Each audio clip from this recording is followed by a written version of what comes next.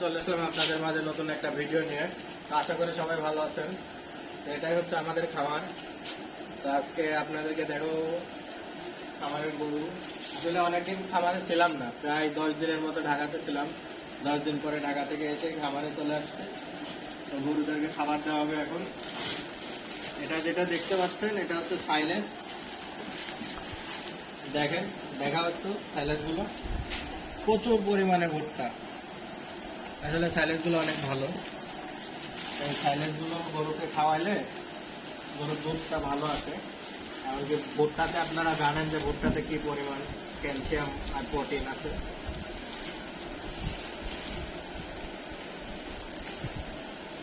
এখানে যে গরুগুলো দেখতেছেন আমাদের, এখানে সবগুলো গরুই হচ্ছে আমাদের দুধের গরু।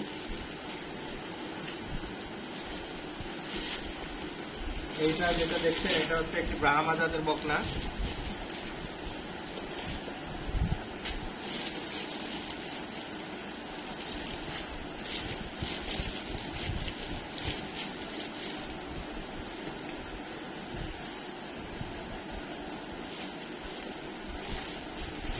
এই, যা।